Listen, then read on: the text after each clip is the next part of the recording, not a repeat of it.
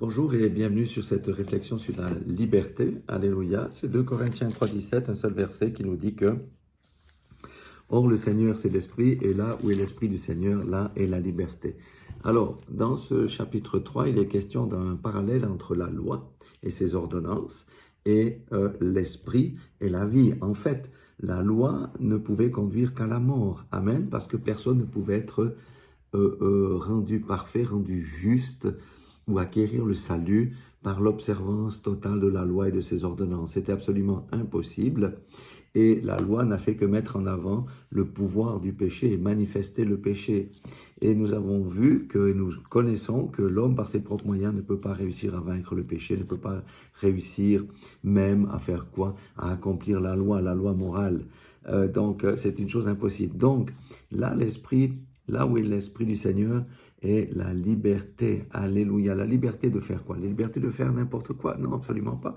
Mais la liberté de vivre sans le joug du péché sur nous. La liberté de vivre hors de l'esclavage de Satan. Pourquoi cela? Parce que si Christ vit en nous, l'Esprit de Dieu est en nous. Et comme Christ a vaincu la mort, vaincu le péché, vaincu Satan, vaincu les convoitises, ainsi nous rend capables de toutes ces victoires-là. Alléluia. Si je marche par l'Esprit, je fais mourir les désirs de la chair. Mais dans l'Ancien Testament, les gens marchaient par la chair et non selon l'Esprit. C'est pourquoi ils ne pouvaient jamais arriver à la justification. Mais si j'appartiens à Christ, je suis une nouvelle création, je puis marcher par l'Esprit et faire mourir les désirs de la chair. C'est en cela en quoi je suis libre. Je n'ai plus à marcher courbé en me posant 36 000 questions parce que l'Esprit de Dieu me conduit dans ma marche, me conduit dans la sanctification sans laquelle personne ne verra le Seigneur. Oui, je suis libre de ma vie passée. Je suis libre de mes actes passés parce que le Seigneur a effacé mon ardoise et m'a rendu pur. Et aujourd'hui, je suis revêtu de Christ.